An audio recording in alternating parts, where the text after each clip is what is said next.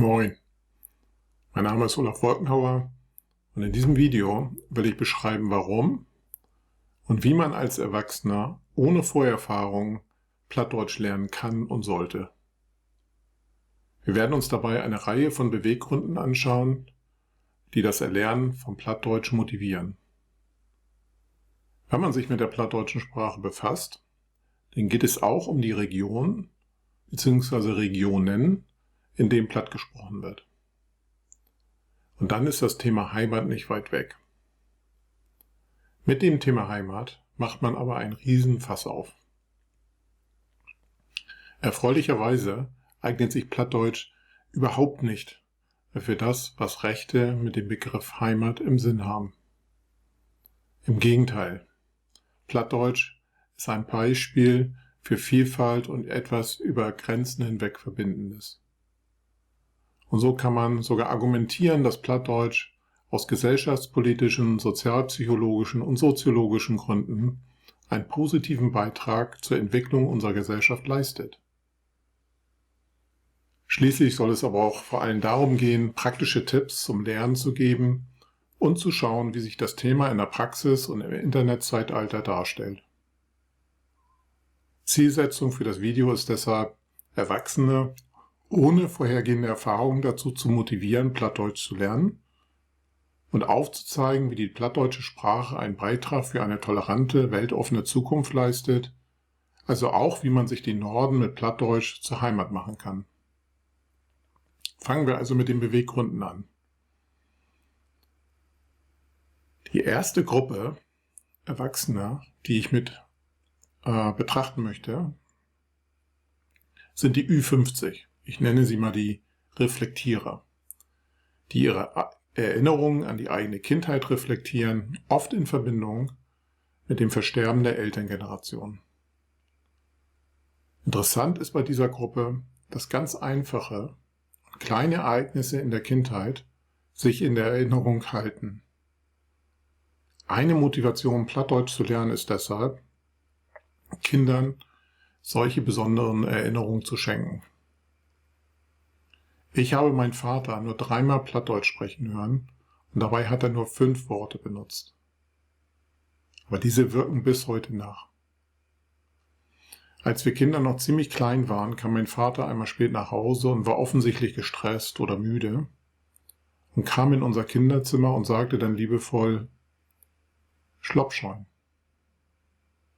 Dieser kurze Moment, diese paar Worte, mit dem sich eine besondere Wärme verband, habe ich nie vergessen. Als Jugendlicher bin ich dann für mein Studium nach England gereist und wir haben in Hamburg zum Abschied nochmal Scholle gegessen. Er hat mich dann zur Englandfähre gebracht, die damals im Hafen von Hamburg losfuhr. Wir beide standen da mit einem Kloß im Hals und da sagte er auf einmal zum Abschied: Tschüss, mein Jung.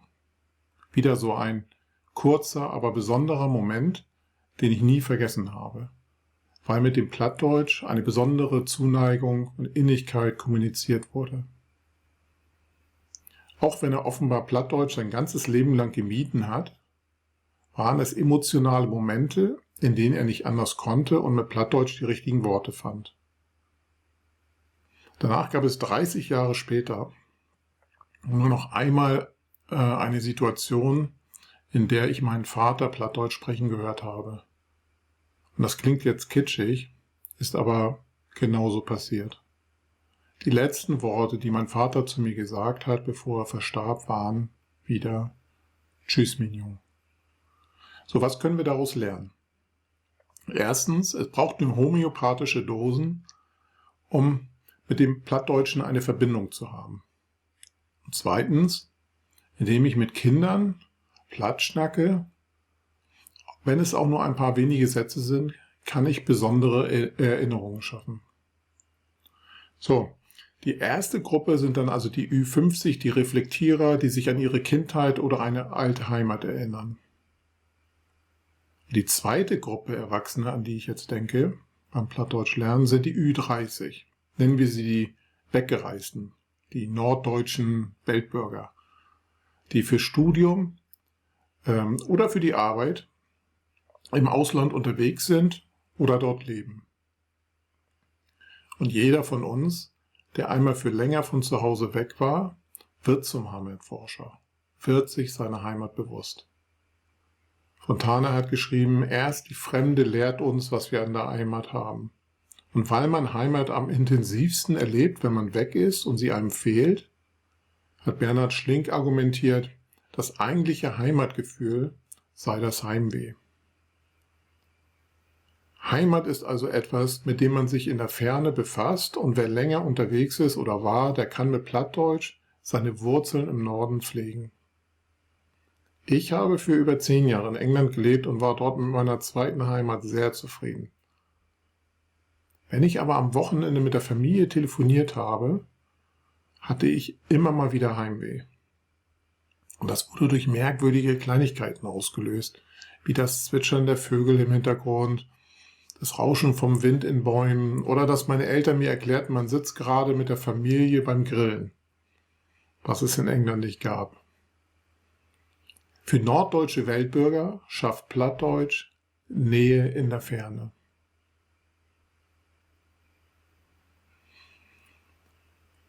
Die letzte, aber nicht weniger interessante Gruppe ist die der Zugereisten, die in Norddeutschland eine neue Heimat suchen. Plattdeutsch öffnet dabei Türen und Herzen und gilt als Kommunikationsebene des Vertrauens.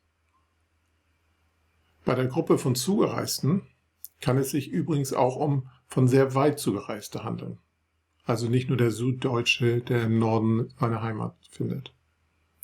Plattdeutsch-Wettbewerbe in Schulen sind offenbar immer wieder Zeugnis dafür, dass nicht nur die plattdeutsche Sprache sehr vielfältig ist, sondern auch die Sprecher wunderbar vielfältig sind.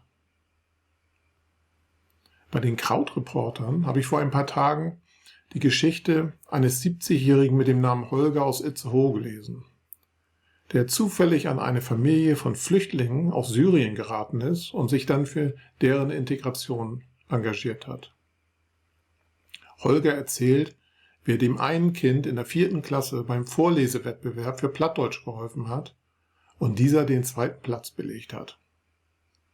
Der alte Knochen, wie Holger sich selbst nennt, hat dann vor Freude geheult. Und dem Leser dieser Geschichte geht es nicht viel anders, weil solche Geschichten zeigen, wie Plattdeutsch integrativ wirken kann und nicht zur Ausgrenzung taugt. Zurück zu der Frage, warum man als Erwachsener Plattdeutsch lernen will oder sollte. Man muss also gar nicht Plattschnacker gekannt haben, um sich später für die Sprache zu interessieren. Für viele geht es irgendwann an die Erinnerung an Kindheit und Jugend. Das heißt, man reflektiert seine erste Heimat, die Umgebung, in der man groß geworden ist. Und für viele ist die Herkunft der norddeutsche oder plattdeutsche Sprachraum. In meinem Fall war das Heimweh nicht an meinen Geburtsort gebunden, sondern vielmehr an die norddeutsche Landschaft, die Felder, Wind in den Bäumen, das Meer, die Weite. Es können aber auch Dinge sein, die einen als Kind genervt haben, die dann später die Erinnerung an das Aufwachsen prägen und angenehm machen. Faszinierend ist immer wieder zu hören, was für Kleinigkeiten und kurze oder scheinbar wenig besondere Ereignisse aus der Kindheit in Erinnerung bleiben. Und das bringt uns jetzt zu dem Thema, wie man sich mit Plattdeutsch den Norden zur Heimat machen kann. Wenn man über die Gründe nachdenkt, warum Menschen Plattdeutsch schätzen oder lernen wollen, dann ist das Thema Heimat nicht weit weg. Der Begriff Heimat und Plattdeutsch können einem ein Gefühl von Geborgenheit und Vertrautheit geben. Wichtig ist dabei, sich klarzumachen, dass Heimat etwas ist, das sich im Hier und Jetzt bemerkbar macht. Heimat hat somit weniger mit Herkunft zu tun, als damit, wo man zu Hause ist und sich wohlfühlt. Heimat wird von Einzelnen definiert und keiner Gruppe. Es ist ein persönliches, individuelles Gefühl. Das Gefühl, zu Hause zu sein, kann man deshalb auch niemandem absprechen. Heimat gibt es auch im Plural, hatte Bundespräsident Steinmeier zum Tag der Deutschen Einheit erzählt. Das heißt, ein Mensch kann mehr als eine Heimat haben und eine neue Heimat finden. Ein Beispiel dafür waren plattdeutsche Auswanderer Anfang des 19. Jahrhunderts. Jared Dibaba hat mit dem treffenden Titel Der Heimatforscher ein lehrreiches Buch über Auswanderer und den Umgang mit anderen Kulturen geschrieben. In Zeiten, wo Menschen sich für ein besseres Leben auf den Weg machen, ist Dibaba jemand, von dem man etwas über Respekt gegenüber anderen Menschen und Kulturen lernen kann. Neben seiner eigenen, sehr interessanten Geschichte beschreibt Dibaba in dem Buch Begegnungen mit Deutschen und Plattschnackern in der ganzen Welt. Man erfährt, wie es Menschen geht, die ihre ursprüngliche Heimat verlassen haben oder mussten und wie wichtig dennoch die Verbindung zur alten Heimat oder Herkunft sein kann. Die Geschichte von Plattdeutsch ist also auch eine von Internationalität und Migration. Und so steht Plattdeutsch auch heute noch für etwas über Grenzen hinweg Verbindendes. Ich würde sogar argumentieren, dass Plattdeutsch gerade in der globalen Moderne an Bedeutung gewinnt. Globalisierung heißt, dass wir mobiler und vernetzter leben und arbeiten. Das kann auch eine Sehnsucht nach Heimat erzeugen. Steinmeier zum Tag der Deutschen Einheit sagte, ich bin überzeugt, wer sich nach Heimat sehnt, der ist nicht von gestern. Im Gegenteil, sagte er, je schneller die Welt sich um uns dreht, desto größer wird die Sehnsucht nach Heimat. Und wer Erfahrung mit der Welt und anderen Kulturen gemacht hat, der sieht sich irgendwann auch als Teil eines größeren Ganzen.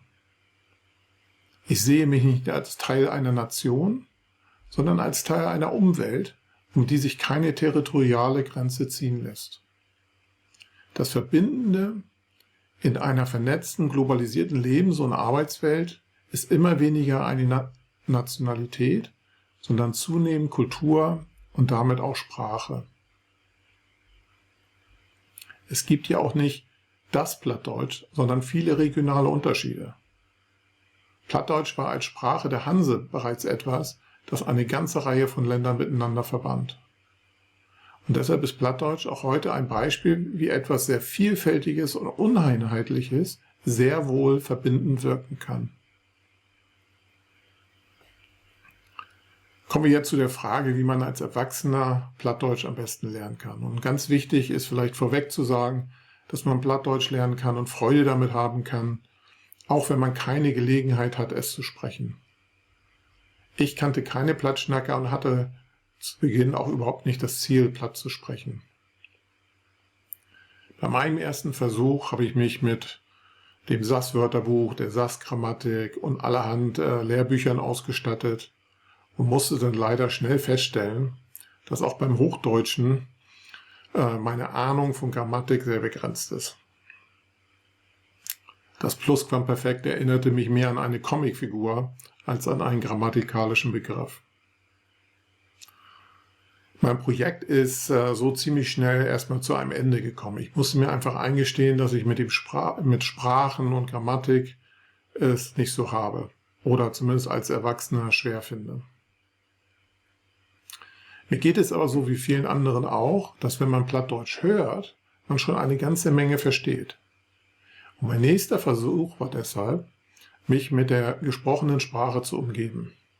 Dazu habe ich mir die DVDs der Fernsehserie Neues aus Büttenwader gekauft, wo es auch immer eine plattdeutsche Version gibt, und habe mir das angehört.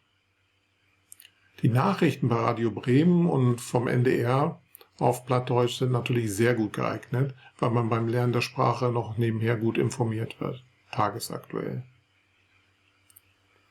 So kam ich auf jeden Fall erstmal in Gang und habe dann damit angefangen zu lesen. Beim Lesen habe ich mir dann Notizen gemacht von schönen Formulierungen, Wörtern, Sprüchen, Weisheiten, Gedichten und Dialogen. Das würde ich auch jedem empfehlen, dann einzusteigen, übers Lesen, sich Notizen zu machen und in diesen sehr vielfältigen Texten, die es gibt, die Eigenheiten der Sprache zu erfahren. Man könnte allerdings auch argumentieren, dass es vielleicht am besten ist, einen Kurs oder zu besuchen und in der Schule Plattdeutsch zu lernen. Volkshochschulen bieten solche Kurse ja auch in einigen Orten für Erwachsene an. Dank Informationstechnologien auch, aber auch Internettechnologien ist es heutzutage möglich, solche Kurse auch in Form von Webinaren zu realisieren und zu nehmen. Das Länderzentrum für Niederdeutsch in Bremen ist so ein Anbieter solcher Kurse, die aus meiner Sicht unglaublich wertvoll sind. Ich hatte das Glück, nach mehreren Versuchen bei Hannes Frahm aus Flensburg verschiedene Kurse belegen zu können. Das Problem ist natürlich, dass solche Angebote davon abhängig sind, dass es engagierte Lehrer gibt, die sich die Zeit nehmen, solche Kurse anzubieten. Und es wäre toll, wenn mehr Muttersprachler sich in diesem Bereich engagieren. Kommen wir deshalb zu Lernmaterialien, ob im Unterricht oder im Selbststudium. Die Auswahl ist sehr gut, muss man wirklich sagen. Je nach Region gibt es natürlich verschiedene Wörter und Lehrbücher, die sich auch wirklich sehr gut fürs Selbststudium eignen, weil sie auch didaktisch sehr gut aufbereitet sind. Und wenn auch ein paar Bücher von außen etwas kindisch gestaltet sind, sollte man sich davon nicht abschrecken lassen. Sie sind sehr gut für Erwachsene geeignet. Ja, kommen wir zu Lerntechniken. Wenn man Lernexperten fragt, wie man Sprachen besonders gut lernt, dann kommt der Tipp mit digitalen Lern- und Karteikarten sehr schnell.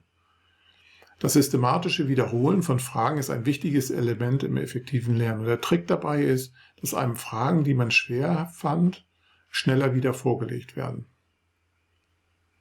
Der nächste beste Tipp, eine Sprache zu lernen, ist, sich mit der Sprache zu umgeben.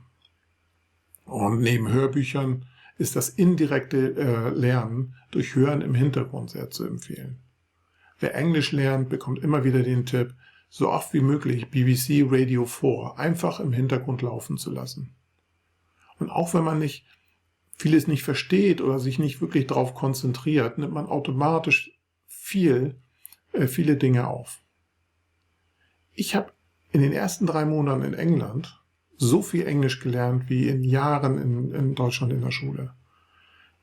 Und entscheidend dabei war, dass man den ganzen Tag von der Sprache umgeben war. Und das quasi passiv aufsaugt. Weil das mit dem Radio im Hintergrund laufen lassen so gut funktioniert, ist auch die Initiative Funklob stoppen aus meiner Sicht ganz wichtig und eine tolle Idee, ein plattdeutsches Ganztagesangebot im Radio zu haben. Das Internet bietet natürlich auch schon einiges an, was man beim Autofahren, Radfahren, in der Küche oder vielleicht sogar bei der Arbeit im Hintergrund laufen lassen kann. Ob Podcasts, Hörspiele, Nachrichten im Radio oder sogar Videos, Fernsehnachrichten. Die Vorteile eines plattdeutschen Radios wären natürlich mit Ganztagesprogramm, dass man die Sachen im Internet nicht raussuchen muss, sich runterladen muss, sondern es einfach einschaltet und laufen lässt. Als Nutzer von Twitter gefallen mir die Nachrichten von Bremen 1 zum Beispiel sehr gut. So habe ich beim Blättern durch meinen Twitter-Feed immer wieder Platt dabei. Und ich finde sogar, dass wichtige politische und gesellschaftliche Ereignisse sehr gut auf Platt wirken oder sich kommunizieren lassen. Ernsthafte Themen verlieren dabei nicht an Ernsthaftigkeit, sondern bekommen einen besonderen Klang, der mir persönlich die Nachrichten sehr verträglich machen. Ich hatte schon beschrieben, dass ich angefangen habe, mit dem Lesen Plattdeutsch zu lernen. Und wenn man sich dann anschaut, was es an Literatur gibt, dann muss man wirklich sagen, dass es sehr vielfältig ist und sehr viel für den Lernenden zur Verfügung steht. Plattdeutsch ist nach wie vor eine sehr lebendige Sprache. Und dass es regelmäßig über 1000 Einsendungen im Vertell doch mal Wettbewerb gibt, ist Beweis dafür. Und neben den Stars der Szene wie Jared Dibaba, Ina Müller, Matthias Stürwold und viele mehr, die sehr kurzweilige Unterhaltung bieten, gibt es aber durchaus auch das, was man so als Literatur vielleicht beschreiben würde. Wer den Norden mag und deshalb auch Plattdeutsch lernen will, der interessiert sich meist auch über Beschreibung der Landschaft, der Kultur, mit den Menschen und deren Umgang miteinander. Was sich dann halt auch in der Sprache abbildet. Mein Lieblingsautor hier dafür ist ganz klar Reimer Bull. Bei ihm finden sich ganz wunderbare Beschreibungen von Menschen und Landschaften in Norddeutschland. Das Ganze ist sehr gut lesbar und passt in die heutige Zeit. Es gibt auch wunderbare Lyrik auf Plattdeutsch. Wobei, bevor jetzt der Eindruck entsteht, dass ich mich hier als besonders intellektuellen Menschen darstellen will, sei gesagt, dass meine Lieblingscomics von Asterix und Obelix aus der Kinderzeit auf Platt bei mir im Regal einen genauso wichtigen Platz haben. Und wer sich dann irgendwann dafür interessiert, sich auch schriftlich auszudrücken, wird beobachten, dass die Kurzform im Plattdeutschen sehr populär ist. Eine Vielzahl von Büchern, die erhältlich sind Sammlungen von Kurzgeschichten und der Vertell-doch-mal-Wettbewerb fördert jedes Jahr einige Schätze an neuen Kurzgeschichten zutage. Möglichst viel Inhalt, Stimmung und Bilder in wenigen Worten zu kommunizieren, ist eine große Kunst. Die plattdeutsche Sprache hat auch hier etwas zu bieten und kann mit wenig Worten viel ausdrücken. Kommen wir jetzt dazu, wie das Internet noch beim Lernen helfen kann. Und auch wenn der Facebook-Konzern und Instagram oder Meta, wie sie sich jetzt nennen, wirklich nicht den besten Ruf haben und tatsächlich nicht unbedingt zu bewerten sind, muss man doch auf eine interessante Entwicklung gucken, die etwas für die plattdeutsche Szene beiträgt. Und das ist unter dem Hashtag Platterfreitag oder Platterfreitag kann man auf Instagram sich auch wunderbar mit der plattdeutschen Sprache befassen. Inzwischen gibt es sogar so etwas wie Plattfluencer, wie zum Beispiel Lisa Vrogemann, die uns an ihrem Leben auf Island teilnehmen lässt, auf Plattdeutsch.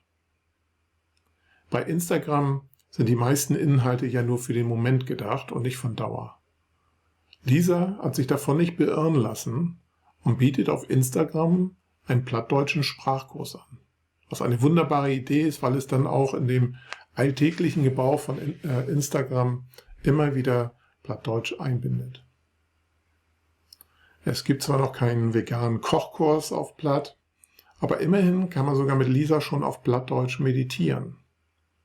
Ihre YouTube-Videos kann man zum Beispiel auf der Seite des Länderzentrums für Niederdeutsch finden oder aber unter Eat Platt Love. Und auch hier zeigt sich, finde ich, dass die plattdeutsche Sprache wunderbar funktioniert und alles andere als rückgewandt ist. Zusammen mit Hilka, die unter dem Namen Balatutje auf Insta unterwegs ist, haben die beiden vor kurzem auch einen Podcast gestartet, der sich natürlich auch zum Zuhören und Lernen prima eignet.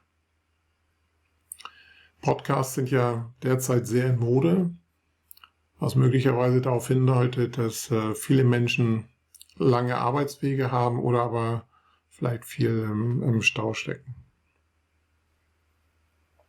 In Verbindung mit dem Plattenfreitag organisiert Jared die Barber regelmäßig eine Live-Sendung auf Instagram, in der er sich mit Plattschnackern unterhält.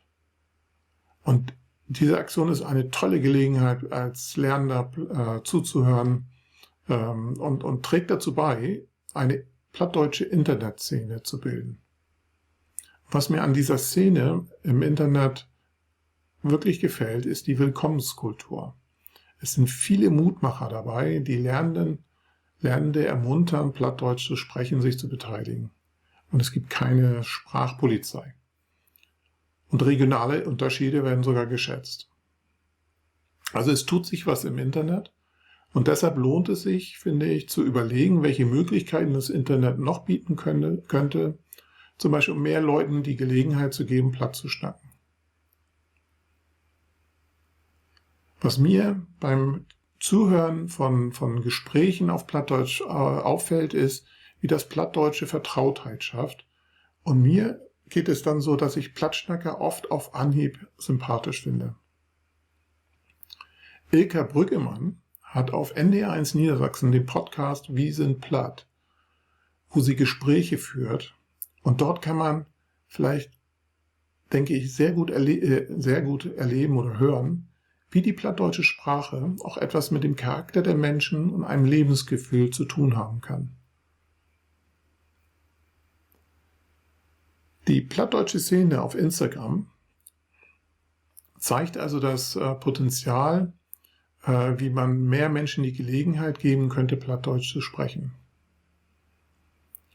Lisa von Eat Plot Love zum Beispiel bietet einmal im Monat über das LZN ein Treffen von Lernenden an. Und das ist eine ideale Gelegenheit, natürlich Plattdeutsch zu sprechen und zu lernen. Und nebenher trifft man sich auch noch mit interessanten Leuten aus dem In- und Ausland im Internet. Für sowas braucht es geeignete Technologien, die digitale Räume zur Verfügung stellen. Und Facebook oder Instagram sind ganz sicher nicht die richtigen Plattformen dafür. Ich kann nur hoffen, dass es irgendwann solche digitalen Räume noch anderswo gibt. Muttersprachler muss es natürlich auch geben, die bereit sind, sich mit Lernenden zu treffen. Und es wäre toll, wenn mehr das machen. So, das Internet hat also Potenzial. Und in diesen digitalen Räumen und Treffpunkten werden regionale Grenzen überwunden. Und mit Blick auf die vielen tollen Persönlichkeiten, die man dort schon sieht, kann man optimistisch sein über die Entwicklung. Ich möchte nun diese Werbesendung für das Lernen von Plattdeutsch als Erwachsener zu Ende bringen. Und das Wichtigste vielleicht, was ich beim Plattdeutschlernen gelernt habe, ist, wie sehr Plattdeutsch für das Jetzt und die Zukunft gemacht ist. Durch Globalisierung ist auch unsere Lebenswelt, wie zum Beispiel auch die Innenstädte, Kleidung und Kultur, weitgehend homogenisiert. Uniformität und Anonymität befördern Verlorenheit und Entfremdung. Und so ist auch die Sehnsucht nach Regionalität und Individualität zu erklären, die man beobachten kann. Und Individualität und Uneinheitlichkeit sind allgegenwärtig im Plattdeutschen. Plattdeutsch vermittelt ein Gefühl von Zuhause und damit von Geborgenheit, Vertrautheit. Für norddeutsche Weltbürger bietet Plattdeutsch Nähe in der Ferne. Heimat ist etwas, das es im Plural gibt und ist somit auch etwas, das man sich aktiv aneignen kann. Plattdeutsch ist, finde ich, eine Einladung, Norddeutschland zum Zuhause, zur Heimat zu machen. Kulturelle und regionale Eigenheiten zu pflegen und zu respektieren, ist auch ein Engagement für Vielfalt. Wenn ich sage, dass ich Plattdeutsch toll finde, dann heißt das doch automatisch auch, dass ich Niederländisch oder Dänisch toll finde oder toll finden muss. Klar, Platt ist eine Minderheitensprache und genau deshalb eine Gelegenheit und auch vorbildlich. Mit dem Internet werden durch die plattdeutsche Szene Grenzen überwunden und Menschen zusammengebracht. Und wenn man sich die Leute anschaut, die Persönlichkeiten in der plattdeutschen Szene, die derzeit im Internet prominent sind, dann spürt man Offenheit, Respekt und Toleranz für Vielfalt und Individualität. Also, alles unterliegt einem Wandel, auch Tradition. Unsere Heimat ist, was wir daraus machen. Es ist eine sehr gute Zeit, Plattdeutsch zu lernen. Vielen Dank für die Aufmerksamkeit.